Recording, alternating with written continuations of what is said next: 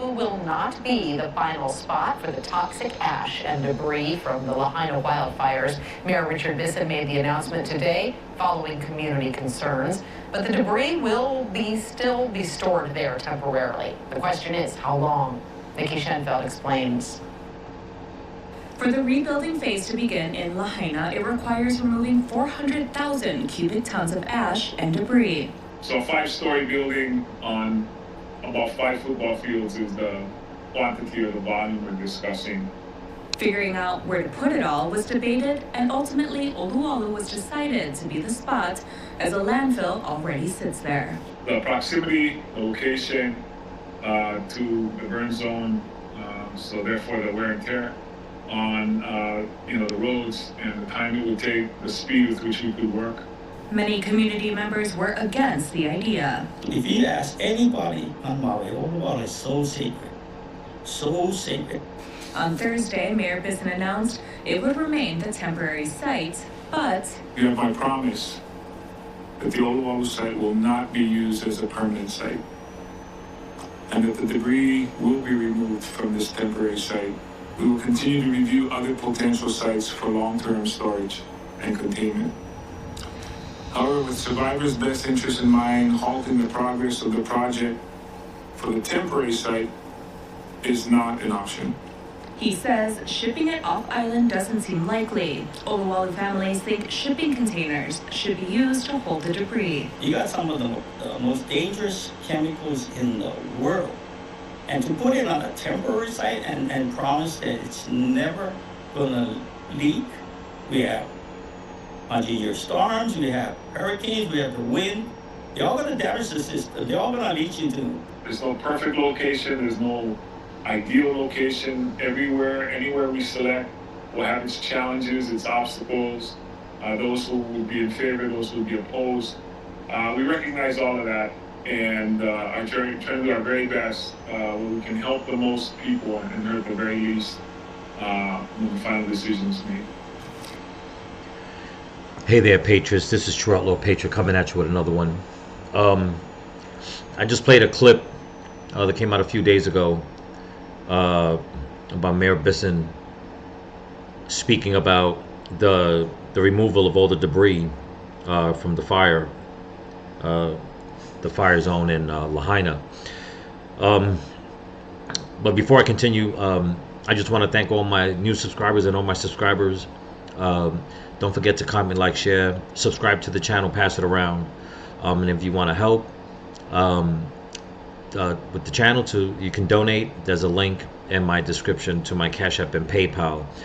Also, right after this clip, I'm gonna show you a page of a link that everybody needs to click on, and sign up the petition that's going on for the residents of Maui, okay, for an investigation. So, without getting too far into this, it's just a short clip. I'm still not understanding, and I'm sure a lot of people are not understanding about this temporary site, why they want to bury all that toxic debris there and then just to dig it up later. Mayor Bissett says that he promises that that's not going to be, the permanent site. I hope that the people will keep his feet to the fire on that, because they're saying that it can take years after it's all said and done before they go and dig it back out, to find another area. My thing is, he can make all the promises he wants, but will he still be the mayor when that time comes? And if not, is his promise going to continue with the new person that will be mayor to say, well, this was a promise we made to the people? Or are they going to go into some kind of political disagreements or whatever the case is and say, well, we don't have the funds for it, we don't have the money, we're going to have to wait, and it's something that's going to drag on and on and on until basically people get fed up with it, and they, years down the road, they're going to start believing that it's not worth it to re-dig it back out and dump it somewhere else. Another thing is, you heard them say about using shipping containers. That's another option that I cannot understand that they can use. I understand that a lot of people don't want any of this stuff buried on any of the islands. I totally understand that. But, you know, I mentioned in one of my last videos that Mark Zuckerberg, he bought some more property on one of the other islands, and they're building a bunker underneath all that property. Okay? So the manpower that it would take for them to dig underneath to start building, why couldn't they do the same thing for this debris? Why can't they put all this debris inside those giant metal shipping containers where it's going to stay sealed and nice and neat, and then go to one of the other islands that everybody, you know, can agree on, and, you know, dig out the ground and place all those shipping containers in there? Why does everything got to be wrapped up in all this, I don't even know what kind of material that they're going to wrap it up in. But, you know, you heard one of the gentlemen say that what happens when it rains? What happens when the monsoon season comes? What happens if they get a hurricane that, you know, that drops, you know, water for 2 or 3 days straight? I mean, all that stuff is going to seep into and right through that material that they're wrapping all this stuff up with. So it just doesn't make any kind of sense. I mean, I would be very concerned myself, just the same way, you know, all the residents are, that this is something that if it gets enough exposure to water, it will seep into the ground. That, you know, that's just common sense. Okay?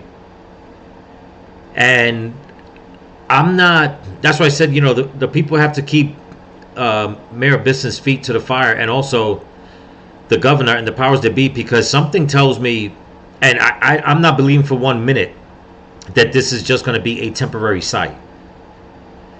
It just makes no sense to do it like that. It makes no sense to bury all this stuff, cover it up, wait a few years just to go and re-dig it out again, you know, to do the same thing all over again.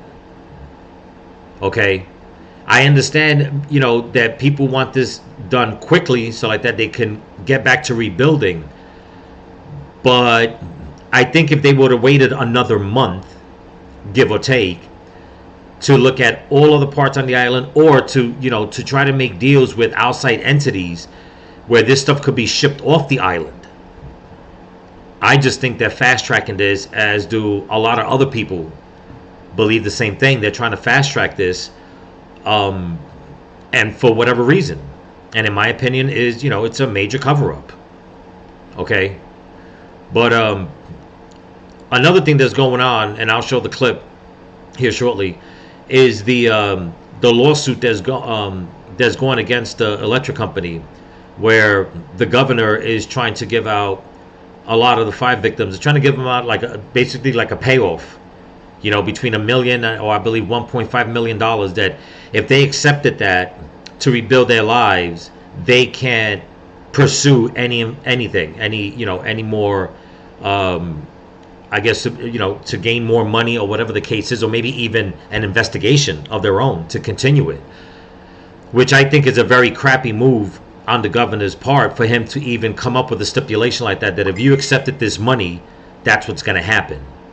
But I'll show you the next clip real quick about the petition, and then we'll shoot to the next story. Here we go. Okay, this is the website, Maui Community Investigation. It was sent to me by one of my subscribers on Rumble, by the name of Savvy, what was it, 2092? Yeah, Savvy 2092, SAVVY 92. Go on his page, show him some love for bringing this to my attention. I'll leave a link in the description so everybody can copy and paste and sign the petition. It shows here to sign the petition, so there can be a transparent investigation and public hearing into the fire. Now, there's a video on here by a gentleman by the name of Tim Stokes-Barry, I believe, and it's a part 1 interview, but it's over an hour, so I'm not going to play any of his content. But you can see on this channel there's a lot going on. So if anybody wants any more information, they can jump on this link onto this page, which is the Maui Community Investigation. And it shows all kinds of stuff here, books and resources, donation, the community investigation, Lahaina reports, the photos, videos, systemic change. So I think, you know, if anybody has time, please definitely sign the petition. Okay, I don't know how many signatures they need, but in all honesty, there's no such thing as how many they're gonna need. Okay, and there's also a phone number down here at the bottom that you guys can reach out to them and find out what's going on. So again, I want to thank my subscriber from Rumble, Savvy 2092, SAVVY 2092. Show him some love. Okay, give him a thumbs up. Thank him for passing this information around. And now the next clip I'm going to show you is of the news report of the lawyers, okay, that are defending the fire victims over this alleged payout that the governor is trying to give people, and if they accept it, that's basically it. Once you get the money, you're no more. It's like it's a buyout. It's a payoff. And I think it's disgusting to even have a stipulation like that. It's like, they've suffered so much. Why would you do that?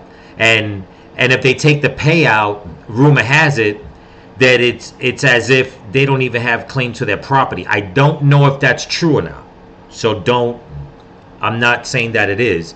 I've heard things here and there. I haven't really found that information yet.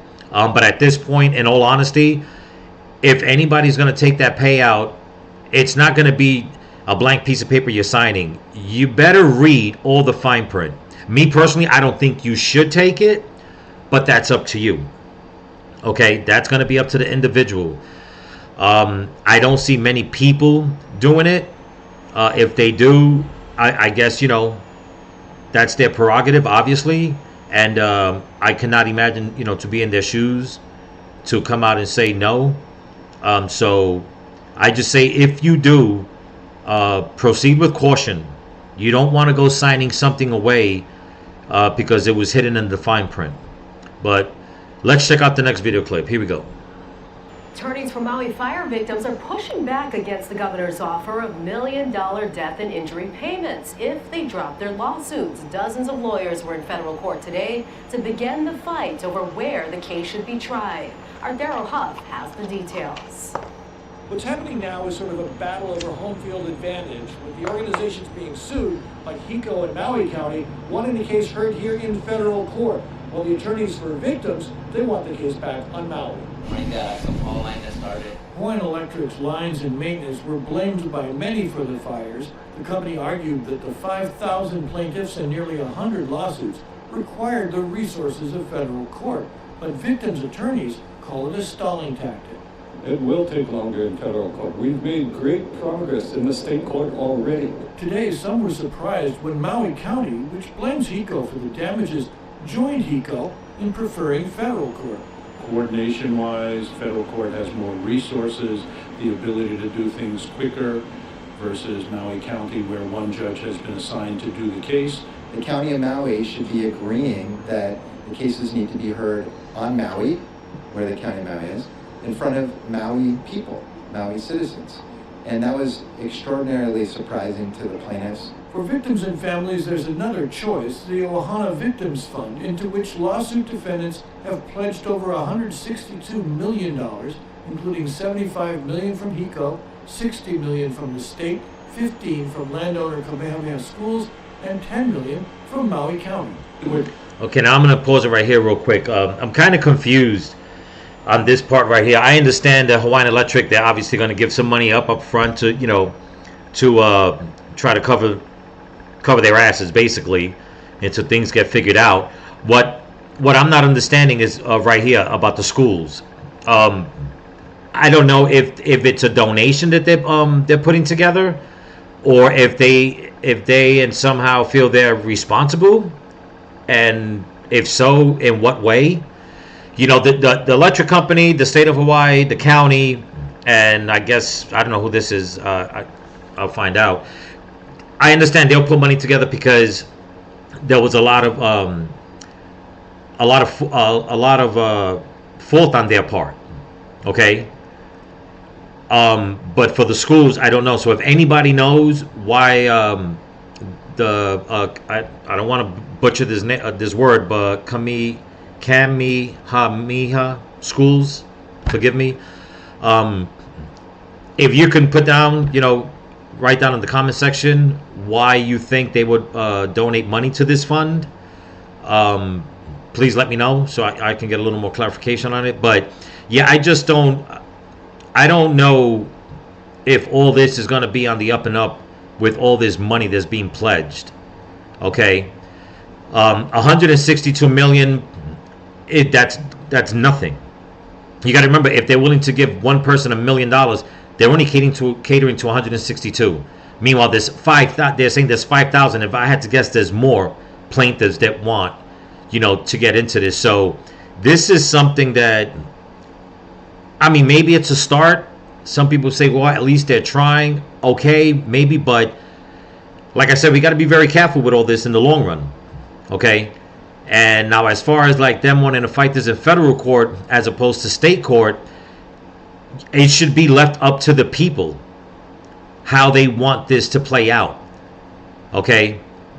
Not come out and say, well, we're going to do it in federal court because they can handle more of it. Yeah, but if it's going to take longer, that makes no sense to do that.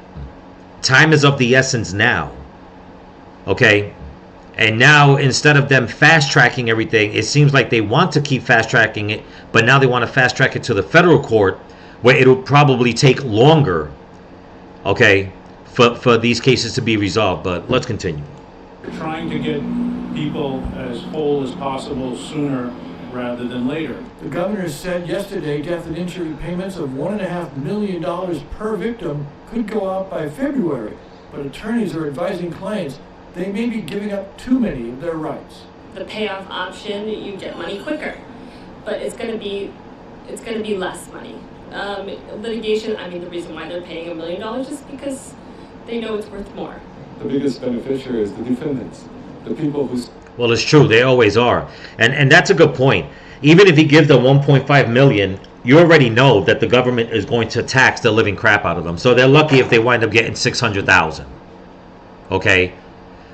Especially how high taxes are in Hawaii. Now, don't forget, you got attorney's fees and stuff like that.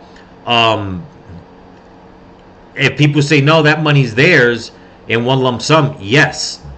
But taxes will be, taken out of that money at the end of the year. If they accept that money now, for a fact, the IRS is going to come around next year looking to tax a lot of that money. And if the victim, if anybody takes that money to try to rebuild, even if they want to stay on the island and use that money to help rebuild their home that's there, just remember, okay, that come tax season next year, the IRS thinks they own every penny on this planet.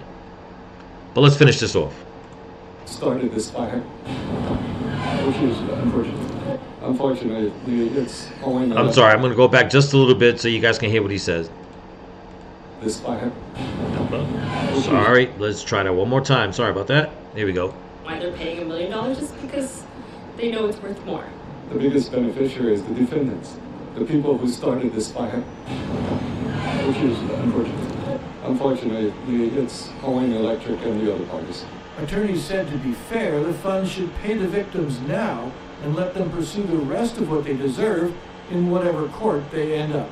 During an hour-and-a-half hearing, the magistrate judge tangled with dozens of lawyers about how to organize and speed things up. But still, the next hearing isn't likely until March. Well, there you go. Okay. And it's sad. It really is sad. It really upsets me. And as it should upset anybody. All these organizations came out saying that we're going to collect money. I've had people, okay? I've had victims email me from Hawaii, okay, telling me that they still haven't received a penny, any kind of help. Okay? Now, I won't disclose their names and stuff like that, but it's the truth. Okay? And I'm not the only one saying it. There's video out there. There's content out there. It's in the news. Okay? And it's not no right-wing news or left-wing news. It's the news. That there are people that are complaining they haven't received the help that, that they need. Okay? So, if they're desperate enough like I said, I don't think they should. But if they're desperate enough, there are going to be some out there that's going to try to go for that money, and they need to be very careful in the long run. Like I said, of what they sign and what they're going to do with that money, and most importantly, their property. Okay. Now, that lawyer, he just came out and said, which takes me right back to the list again. If I was saying the people that pledge money, he says, those are the ones that have the best interest in this case going to federal court are the people, that caused the fire. He mentioned the electric company, which brings me back to why is the school system part of that list. Like I said, unless they're just donating, but if there's anything that they have done that they feel negligent, I'd like to know, because I really didn't see anything all these months about where the school system should be held responsible. But there's a lot we can pick from that also. Okay, like the fact that the Board of Education, they put out months ago, they put out a statement of how many children was still missing, and the last number was nearly 2,000. And some people say, well, a lot of people moved off island, but even the Board of Education said it's unlikely that many people, the parents of that many children, if not one, both parents, that they wouldn't call to say, listen, we moved off the island. They know what's going on. It's all over the news. This is a very tight-knit community. So this is not over by a long shot, okay? And some of my advice to everybody, don't let the money blind you. I know it's desperate, right? I know you guys are desperate right now. My heart goes out to you. Prayers to all of you. Even prayers to the ones involved that, I pray that God will touch their heart, that they will come clean. But this is not over by a long shot, people. Okay?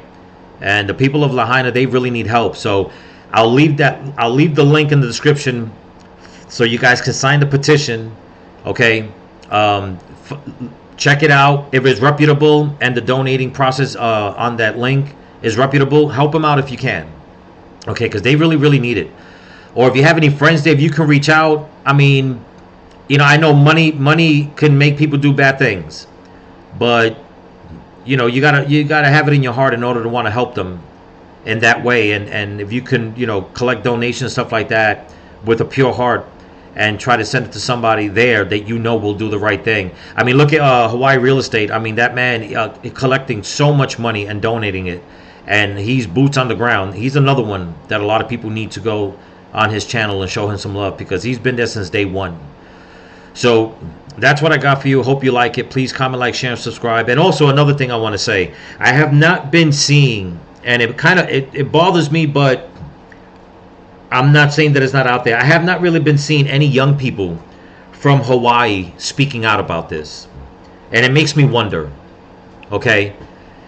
That's number one. Number two, another thing is you're not really hearing about people from all the other parts of Hawaii, all the other islands in Hawaii speaking about this. Okay, maybe they are. Maybe I'm not checking out the right news channels. But the main thing is the young people. And right now, on the mainland, we have all kinds of protests going on that involves tens of thousands, hundreds of thousands of young people. How come the young people are not protesting all over Hawaii and even in the other states? Okay, to get the ones that should be held accountable, in court. Okay, to pressure the government to stop sending money to Ukraine and start sending money to Maui. You're sending Ukraine billions of dollars to fight a war. But yet, the people in Maui, I mean, if you didn't know that there was a fire there and they just dropped you out of a helicopter blindfolded and you took that off and you looked around, you would think the place was ravaged by war, man. Okay? So there's a lot going on, people. So just keep all that in mind. If any young people are out there, hit me up on the channel. Speak up, okay? Your elders need you. I mean, the elders are there trying to fight for the future of Lahaina, of Hawaii, of Maui, for you guys. You guys should be banding together and making your voices heard en masse. But don't forget to comment, like, share, subscribe. Join the channel. Give it a thumbs up. If you want to help support the channel, you can do so by donating to my Cash App and PayPal. The link's in the description.